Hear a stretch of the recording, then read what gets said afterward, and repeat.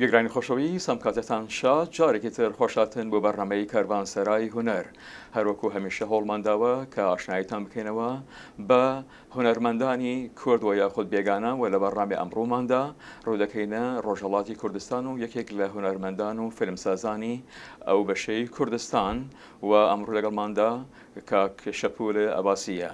کاک شەپول زۆر خۆشەتی بوو دەنگی ئەمریکا و ئەمیدوارم بتوانین لە بەڕێمی ئەمەدا تێشی بخێنە سەر کاروبارەکان و هەندی لە سینەمای ئیران. سپاس کاکە جانی، سپاسی و بانگشتی بەرنامەکەت دەکەم. سپاس. کاک شەپول ئەمڕۆ سینەمای ئیران لە چ خۆناغێکدا دەیبینی؟ کاکە جانی، تۆ ئەگەر بەگشتی چاو لە بارودۆخی سینەمای ئێستای ئێران بکەی بەهۆی ئەو گیر و گرفتە سیاسیانەی کە ئێستا لە ئێراندا هەیە، ینی سینەماش بەگشتی هەر وەک لایەنەکانی تری هونەر تووشیە و ئەو گیر و گرفتانەیە بە تایبەتی لە بواری دەرهێنانی فیلم و ئەکت لە سینەمادا. ئێستا کە خۆت دەزانی زۆربەی فیلمسازانی ئێرانی ناتوانن زۆر بەڕاحەتی ئیش بکەن، سزای زیندانیان بەسەردا سەپاوە، هەروەها ئەکتەرەکانی بەناوبانگی ئێران هێستا لە سزنەکانن، لە زیندانن و ئەو شتانە بارودۆخێکی زۆر ناڕێکی بۆ سینەما ئێران پێکێناوە.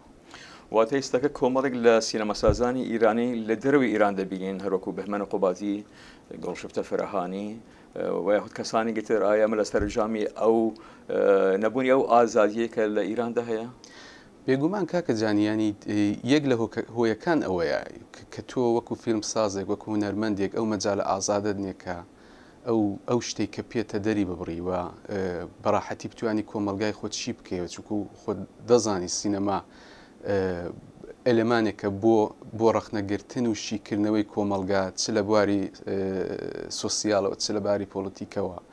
وەختێک هونەرمەندێک ئازاد نییە بێ کۆمەلگای خۆی شی بکاتەوە و بە ڕێگای سینەما بە بینەری خۆی نیشان بدا و ڕێگات چارەیەک بدۆزێتەوە بۆ حلکردنی ئەو گیری و گرفتانە، بێگومان دەرهێنەر یان خۆت فیلمساز یان ئەکتەر ناچارە کە ئەو وڵاتە بەجێ بێڵێ بە هیوای ئەوەی کە شوێنێک بدۆزێتەوە بۆ کارکردن، ینی بەردەوام بوونی.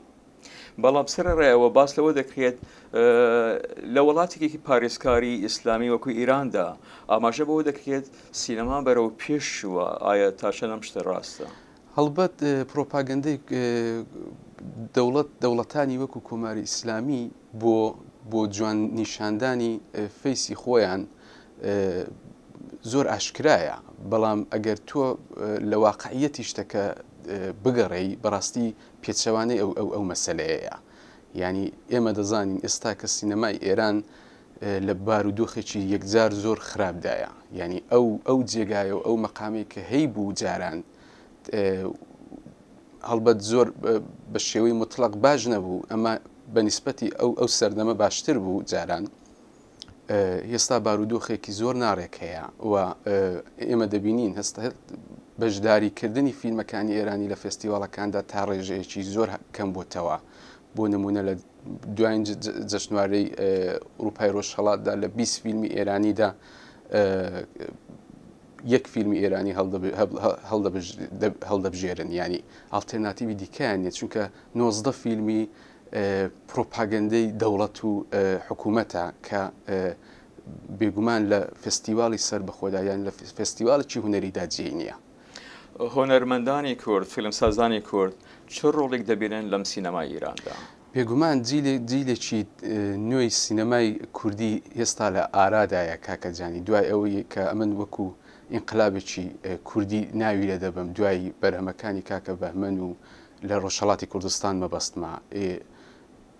هێستاش جیلێکی دی کە بە دوای کاکە بەهمەندا و جیلەکانی ئەو جیلەی کاک بەهمەن هێستا جیلێکی نوێش لە ئارادایەوە هەوڵ و کۆچی خۆیان دەکەن تۆ لە کرماشا و ئیلام ڕابگرە هەتاک و ماکۆ گەنجەکانی کورد هەوڵ دەدەن بۆ تێکۆشین لەو بارە هونەریەداوە و بێگومانە من زۆر ڕوونی دەبینم ئەو هەڕەکەتە گەنجانی کوردان لە بواری سینەمادا. هۆنەرمەندانی کورد تا چەند ئازادن لە کارەکانیاندا؟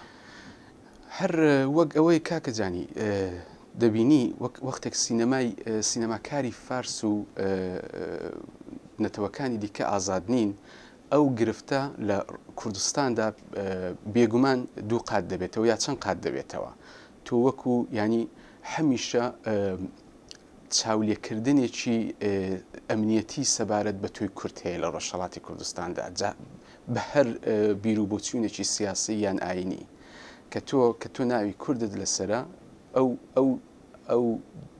ئەو چاوە ئەمنیەتیەی کە لەسەرتە بێگومان ڕێگاکەت زۆر ناڕێکتر دەکا بۆ بەردەوامبوون لە کارەکەتدا بەڵام ئەوانە نابێتە هۆی ئەوەی کە سینەماکاری کورد و هونەرمەندی کورد نەتوانێت بەردەوام بێت چون هونەرمەند دەبێت لە خراپترین دۆز و شرایطیشدا بەردەوام بێ. بابینە سەر خۆت چۆن بۆ خۆت پێت نایە ئەم بوارەدا و سینەمات هەڵبژێڕ؟ وڵاهی بەڕاستی کاکەجانی من کە ڕشتە ئەسلیم لە زانکۆدا سینەما نەبوو بەڵام بەهۆیە کە زۆرم هیوای ڕۆژنامەگەری هەبوو و ئەو کاتێکە لە زانکۆ بووم لەگەڵ زۆر دۆست و برادر کە لە بواری سینەمادا ئیشیان دەکرد دۆسایەتی برایەتیمان هەبوو زۆر دەدوین فیلمان چاو لێ دەکرد شیمان دەکردەوە و بەو قەناعەتە گەویشتم ینی بەڵکو بتوانم لەو ڕێگایەدا حرەکەت بکەم و خزمەتی خۆم دەو ڕێگایەدا بکەم و پێشم وایە ڕێگایەکی دروستم هەڵبژارد. تا ئێستا چ جۆرە کارەهایت ئەنجام داوە؟ زۆربەی کارەکانی من کاکەجانی لە بواری دۆکومنتریە واخۆت لە ئێران پێدەڵێت مستەنەد ینی زۆریشم حەز بەو شێوە لە سینەمایە ینی لە بواری مستەنەد دۆکومنتری فیلمیشەوە زۆرتر من هەوڵ دەدەم سەر مەسەلەی دۆکومنتی سیاسی و لەسەر مەسەلەی ژن لە کۆمەڵگادا. تۆزانێت زۆر جار کاری دۆکیومنتری لەوانەیە لە ڕووی کاتەوە کەم بیت ئایا نیازت هەیە فیلمە دۆکیومنتەرەکانت لە ماوەیەکی درێژتردا ئەنجام بدەیت؟ هەڵبەت بێگومان شتێکی مطلق بۆ شتەنیە کاکەجانی تۆ وەختێک وەکو سینەما کار دەکەی وەکو تۆ دەتەوێت کارێکی سینەمایی بەرهەمبێنی ینی فۆرمۆڵێکی تایبەت نێبووە کە تۆ بڵێ ئەمە یەک خولێکدا کارم هەیە یا 90 خۆل کات گرنگ نییە لە سینەمادا بەڕای من گرنگ ئەوەیە کە تۆ چۆن دەتوانی کۆمەلگای خۆت ببینی وەکو سینەماکارێک و چۆن دەتوانی بۆ سوژەیەک بڕۆی بۆ سابژێکتێک بڕۆی و شی بکەی و چۆنی بەرهەم بێنی بەڕای من ئەوە گرنگە زۆر لەسەر کات من لە بواری سینەمادا بیر ناکەمەوە بەڵام بۆچی بێگومان سینەمای دەرەوەی کوردستان نیازی بەو شتەیە. ئایا هەرەتەوەی فیلمەکانە لە چوارچوەی فیلمی داکیومنتری بیتن و یاخۆت فیلمی درێژتر دروست بکەیت بەڵکو وەکو بەو شێوەی کە هونەرمەندانی جوو یاخۆت بە ڕیشە جوو کە ڕابردووی نەتەوەیەکان و یاخۆت ئاینەکەیان بەو شێوە ئەمڕۆ دەرەخەن ئەو چاوسەوانەیە بەسەریان هاتووە توش بتوانیت ئەو جۆرە تێکەڵاوی بکەیت لە سینەمای کوردیدا؟ بێگومان کاکەجانی تۆ ئەو کاتی ڕوو دەکەی ئەو دنیاە زۆر ڕێگات لە پێشە تۆ دەتوانی بە کەیفی خۆت هەڵبژێری دەکومنت کار بکەی فیکشن کار بکەی داستانی کار بکەی کورد کار بکەی دەرهێنەرێک فیلمسازێک بە نیسبەتی ئەو کات و ئەو بارودۆخەی تێدایە هەڵدەبژێریە ینی بە نیسبەتی ڕوح و ئیحساسی کە بزانێت لە چ بوارێکدا دەتوانێت کاریگەرتر بێ لەسەر کۆمەڵگا ینی بۆ من کە وەک تاچی من بەڵێ بیر دەکەمەوە پێشم وایە لە داهاتوودا بەردەوام بم لەسەر کاری فیکشنش لەسەر کاری داستانیش و چۆن دەڕۆنیتە سینەمای کوردی لە بەشەکانی تری کوردستان؟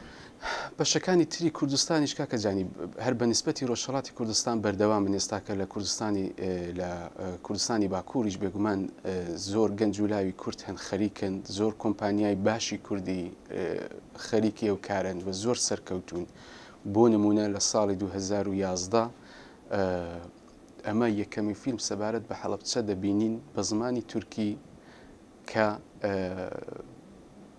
بە زمانی کوردی بمبورە لە سینەمای تورکیەدا بڵاو دەبێتەوە کە باز لە مەسلەی هەڵەبچە دەکاوە ژینۆساید و قڕکردنی گەلی کورد ینی لە کوردستانی باشوور. ئەوە بۆ خۆی مەسلەی گرینگە کە تۆ بینەری تورکی تۆ لە سینەمادا دابنیشیە جووە و چاو لە مەسلەیەک لە کوردستان بکە و قەنەعەت بەو مەسلەیە بێنێ کە تاکو ئێستا کە دەوڵەتی تورکیا دانی بەسەرەوە داناوە کە احتمادی بە مەسلەی کوردنیە باوەڕی بە مەسلەی کوردنیە شتێکی وەکو مەسلەی هەڵەبچە بێنە گۆڕێ و لە سینەمای تورکیادا باسی بکەیت بێگومان بەو نەتیجەیە دەگەین جیلێکی زۆر زۆر باشش لە باشەکانی تری کوردستاندا خەریکن. بەسوایە ئەمڕۆ شتێک هەیە بە ناوی سینەمای کوردی؟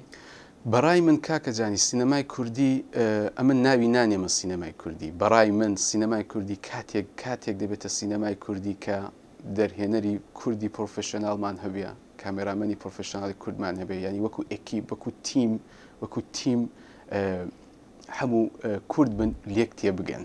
بۆ نمونە منی فیلمساز پێویستم بە فیلمسازی ئێرانی فارز یان نەتەوەیەکی دیکە نەبێت کە بیهێنم کەڵکی لێوەربگرم چون ئەکیپی پرۆفشناڵ نەبێت لە بەشەکانی تری کوردستاندا و ئەمن بەنیازەوە مەجبور بم بیانهێنم و ئەوەیە کە تۆ لە کۆمەلگاکە تێنە ینی ئەو تۆ لەگەڵ ئەکیپ تێناگەن لێک نە ئەوەی کە لێک نەگەن ئەو خاڵە گرنگانەی کە لە ناو بەشە نەهێنەکانی کۆمەلگادایە تۆ بە دەروونەوە حسی دەکەی بەڵام وەکو ئەکیبێکی غەیری کورد تۆ ناتوانانی ئەو مەسلەیە بەو ڕابگەینی ئەویش لەم سیناکە.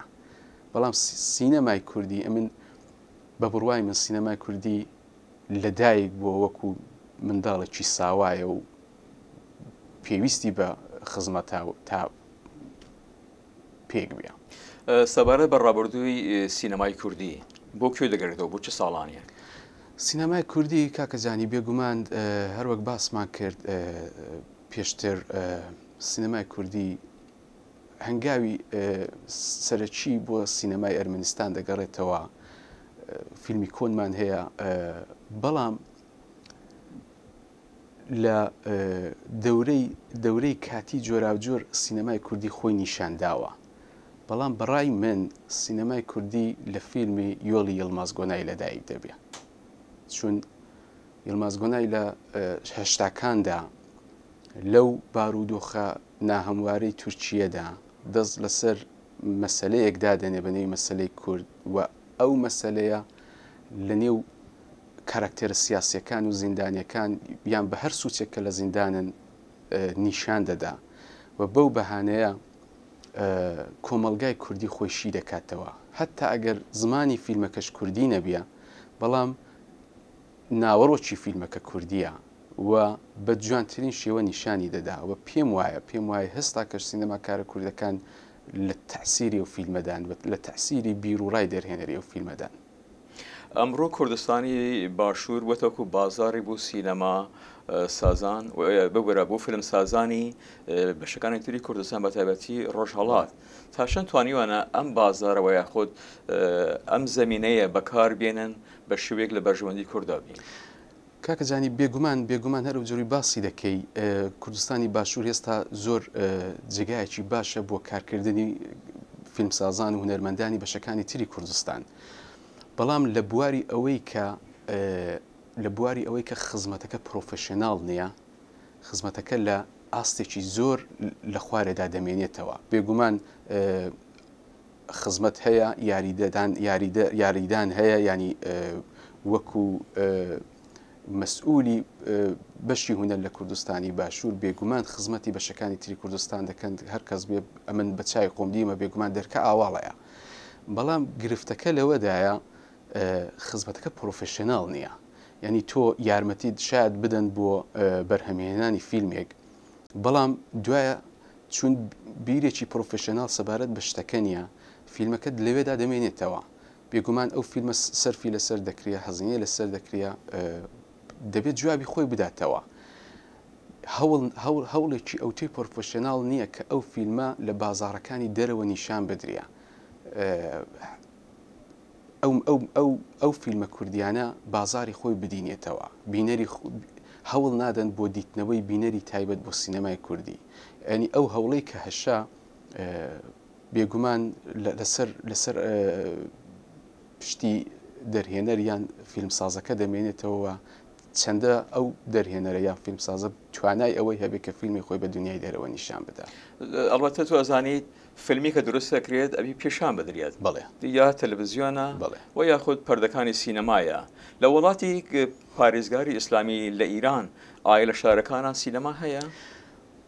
لە شارە چکۆلەکاندا لە زۆربەی شارەکاندا سینەمامان هەر نییە، ینی ئەوە بە حقیقەت ئەگەر چەند سینەمایەکی شەبوو بێت داخراون، چونکو تۆ لە ئێراندا کاکەجانی بێزگە لە شارە گەورەکان کە بلەخرە وەک شاری گەورە ئەو کۆمەلگایە پێویستی بە دیتنی فیلمە بێت، پێویستی بە سینەمایە، بەڵام گرنگ لە سینەمادانە و بێگومان ئەگەر سینەماژ نەبێ فیلم هەیە بە شێوەی CD DVD بینەر دەتوانێت پەیدای کاوچاوی لێ بکە، بەڵام ئەو شتێکە گرینگە چه فیلمێک دێتەنێ و بازار کە بینەر بتوانێت ببینیە، یعنی ئاستی هوەری ئەو فیلمانە لە چه ئاستێکدان.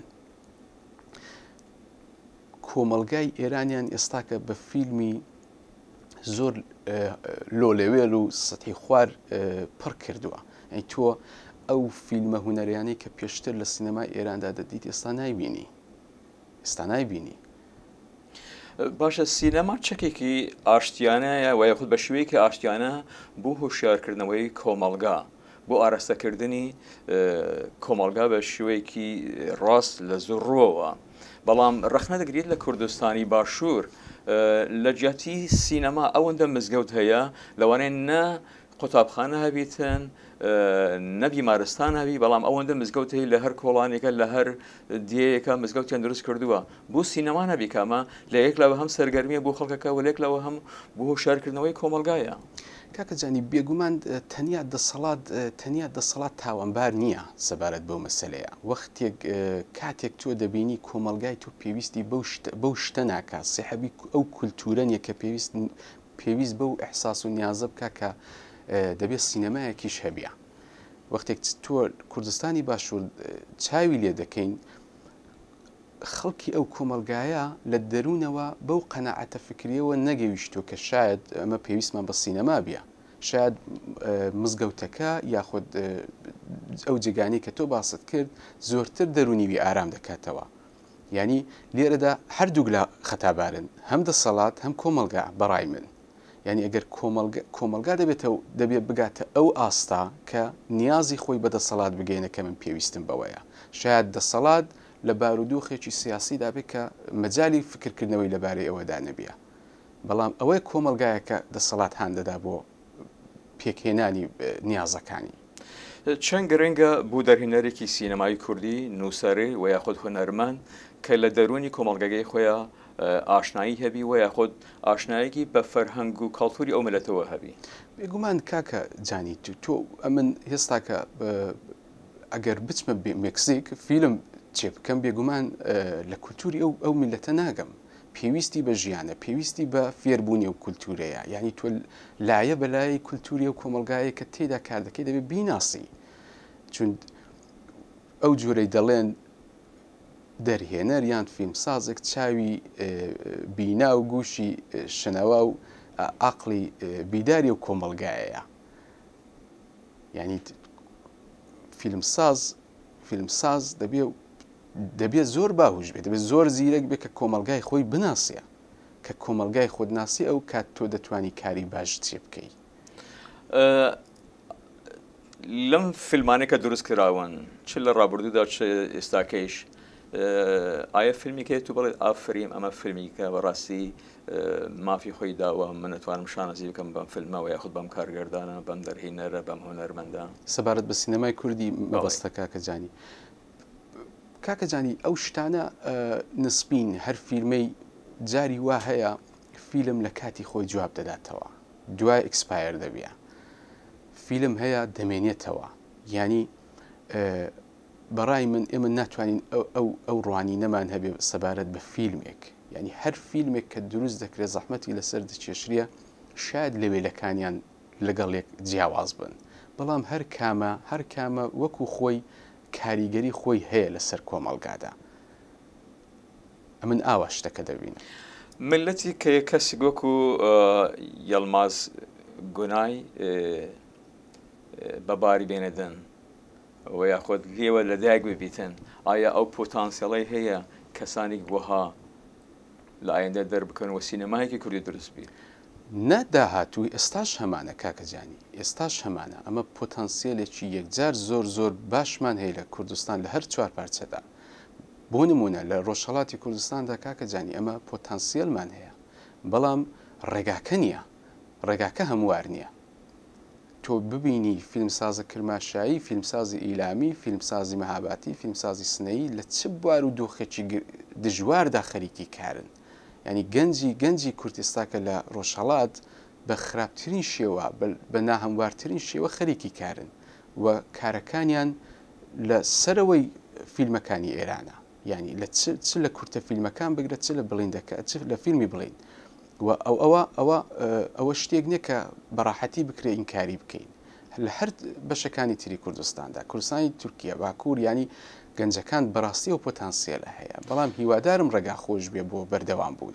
باشستەکە لە کوردستانی باشوور کە نیمچە سەربەخۆیی هەیەوە تا ڕادەیەک ئازادی هەیە، ئایا هەوڵدراوە ئەم سینەمە بەرەو پێش بڕوادن و بەڕاستی بتوانن یەک کۆمەڵگایەکی هۆنەری لە وڵاتە کە شایستەی باسکردنی دروست بکەن؟ پێویستە کاکەجانی کاری لەسەر کراوە، بەڵام بەو ڕادەیە پێویستەی کە دەبێت کاری لەسەر بکرێ نەکراوە. جا ئەگەر بمان هەوێ ئەناڵایزی بکەین و ئاسیب شناسی بکەین ئەو شتە بۆ دوای ئەو هەموو ساڵێن ڕووی نەداوە، ئەوەش مەسەلەیەکی دیکە و ئاخافتنێکی دیکەی دەوێت. بەڵام ئێستا کە بەڕاستی پێویستە کاری ئەو کاری کە دەبا کردیان نەیان کردووە. بەستو وەکو هونەرمەندێک لە دوورەوە کە شتەکان دەبینیدن، چ پێشنیاری دەکەیت ئەبی بکرێت؟ کاکەجانی یەکەم هەردوو لە کۆمەڵگا و دەسەڵات دەبێ خۆیان بگەینە ئەو ئاستە کە بزانن بەڕاستی هونەر ئێستاکە تاکە، شاید مطلقیش قسە نەبکەین بڵین تاکە، بەڵام یەکێک لە باشترین ئەلێمانەکانە بۆ کەڵک وەرگرتن، بۆ ناساندنی کۆمەلگای کوردی و کولتوری کوردی بۆ دەرەوە. ئەمە خۆمان چاک دەناسین. گرفتی ئەمە ئەوەیە بەڕای من هەر خۆمان بە خۆمان دەناسێنین. ئەمە هێستا کە فێری ئەوە نەبووین کە خۆمان بە دەرەوە بناسین، دەرەوەمە بناسن و چارەسەری گرفتەکانمان لەو ڕێگایەدا بدۆزینەوە. و هونەر و سینەما، هونەر بە تایبەت بەگشتی سینەما بەشێک لە هونەر، ئەوانە ئەلێمانێکن کە کەڵکی لێ وەربگرین کە خۆمانی بە دەرەوە بناسیێنین. تو تازە گەشتی بۆم وڵاتە گشتی هەموو چەند مانگی کە چۆن دەبینیدن بارەکە لێرە؟ ئایا شیانی هەوەیە مرۆڤ دەرگای بۆ بکرێتەوە و یاخۆت کارەکە سەخت دەبێتەوە؟ لە هیچ کوێی دنیا بەڕای من کاکەجانی ئیشکردن لە بواری هونەردا ئاسان نییە، بەڵام ئەگەر هونەرمەند ئیشتیایی لە نیشاندانی هونەری خۆی بێ لە خراپترین شەرایطیشدا نیشانی دەدا. ئەگەر گەنجی کوردستان لە ڕۆژهەڵات، باشوور، باکوور بتوانن بە تایبەت ڕۆژهەڵات لەو گیر و گرفتن ناهەموارەدا بتوانین کاری خۆیان بکەن، ئەگەر ئێمە نەتوانین لەو دنیا ئازادەدا کاری خۆمان بکەین دەبێ جێی پرسیارە. لە کۆتاییدا چه کارنامەیەک بەخۆ چه بەڕنامەیەکت هەیە بۆ ئایندەت؟ کاکەجانی بێگومان بیرکردنەوە زۆرە، پێویستی بەشیکردنەوەی کۆمەلگاتە لەو ئاستەدا، لەو شەڕایتەدا بزانی کۆمەلگا پێویستی بە چییە. من بە نیسبەتی خۆم خەریکم و یەکدوو بەرهەمم یەکدوو کارم لە مێشکیدایە و کاری لەسەر دەکەم، هیوادارم بگاتە ئاستی چێکردن. گەورانی خۆشەویست، ئەو بوو بەڕامی ئەمڕۆمان لەگەڵ دەرهینەری کورد کاک شەپۆل ئاباسی، هیوای سەرکەوتنی خوازیین بەو هیوایی لە بەڕامی ئایندەمان ڕوو بکەنە لای هۆنەرمەندێکی تری کورد و یاخەجیانی. کاک شەپۆل زۆر سپاس. سپاس کاکەجانی.